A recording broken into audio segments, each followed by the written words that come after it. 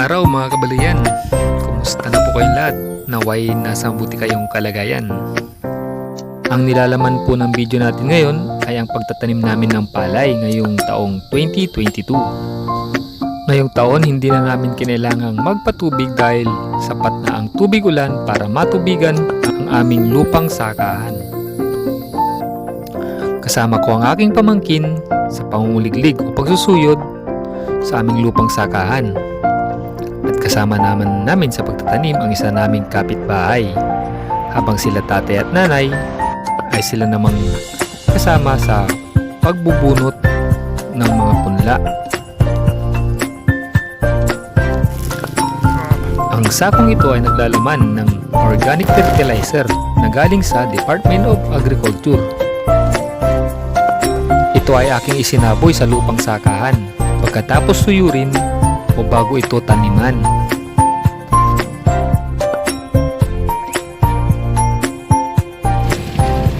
Ngayong taon nasubukan na maputulan ng kadena ng kuliglig sa gitna ng bukid.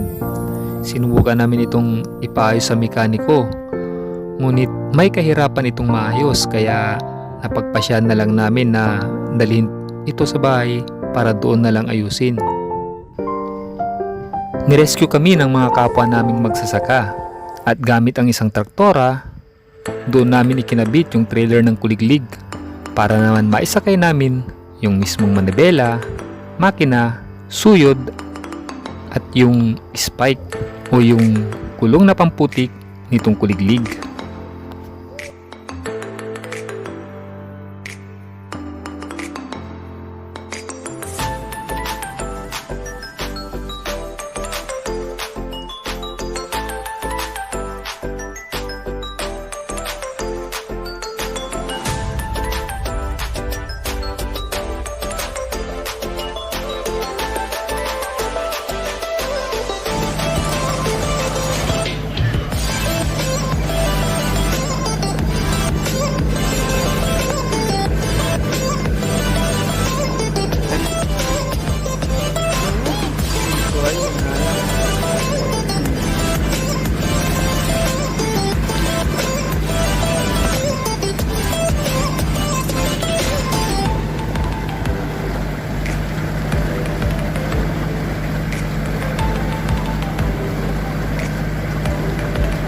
Naayos naman din ito kaagad kinabukasan kaya tinapos na nating suyurin yung ating kasi inaarkila din ito ng ibang magsasaka para magsuyod naman sa kanilang mga lupaing sakahan.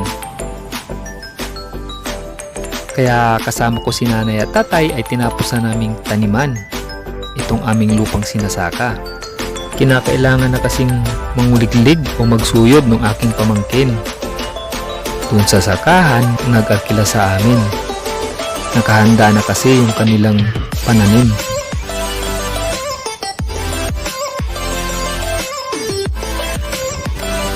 At ito naman ang side kung saan nagtatanim si tatay.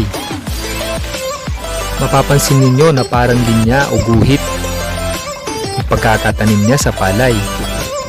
Ito ay dahil gumagawa siya ng parisukat o square sa bawat pagitan ng kanyang pagtatanim.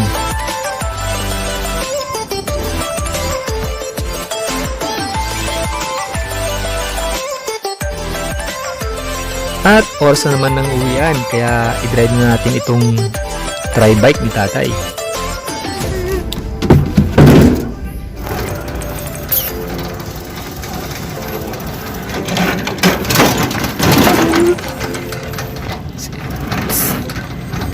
Wala.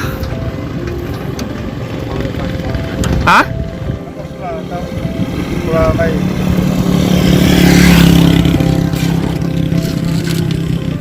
Take yun.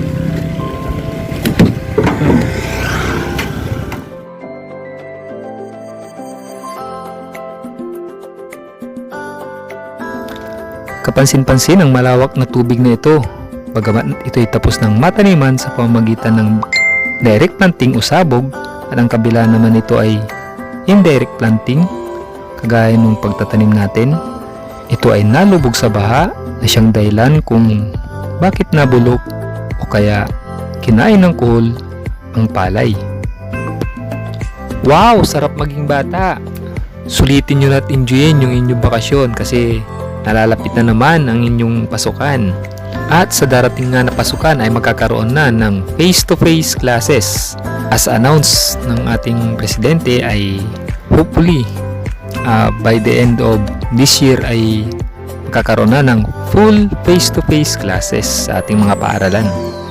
Dito na si nanay, naghihintay na sa amin. Dala-dala niya yung bote ng minirienda namin. Nakalimutan niyang ibalik dun sa tindahan kung saan niya binili. Ilagay mo lang dito sa tri-bike yan, Nay, at isasauli natin mamaya pagbalik.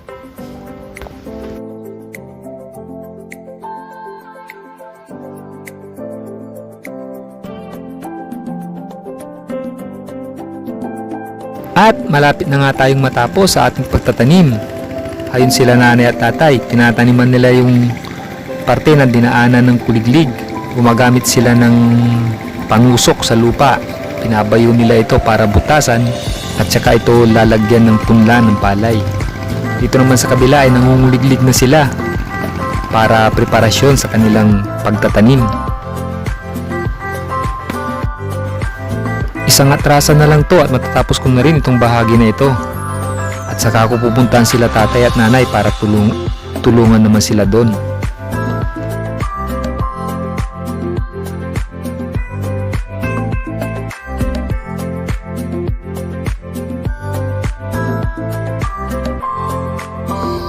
At ito na, tapos na ako dito magtanim, kaya pupuntahan ko na sila tatay at nanay para tulungan silang magtanim doon sa matigas na dinaanan ng kuliglig.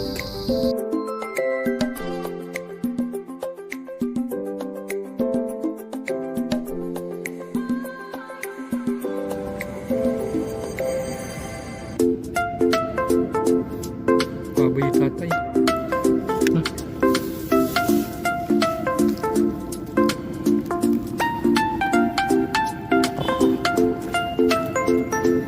Taon latila maglaw sila. Oh, maganda yung mala. Oh, sakto lang mo eh.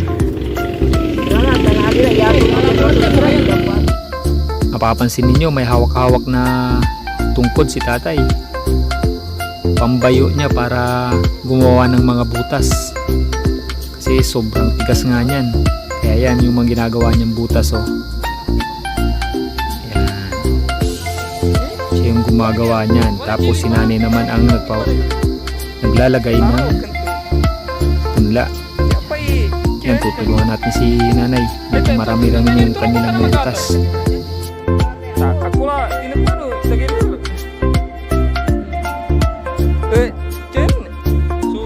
At dito na po nagtatapos ang ating video. Maraming salamat po muli sa inyong panonood at sana'y magustuhan nyo ang ating video. At huwag nyo pong kalimutang mag-subscribe sa ating channel. Muli po, maraming salamat and God bless. Pulakit. Atas so pulagi literal. Ay, di sama yung pati belah kepitek ya talaga. Bagay pati belakangnya sih. Pero mamulkul kepitek ke timbang. Coba nih, kan. Bulan. Yang putih bat lagi gini yang lagi. Tapos. Gila, ito ng tilay.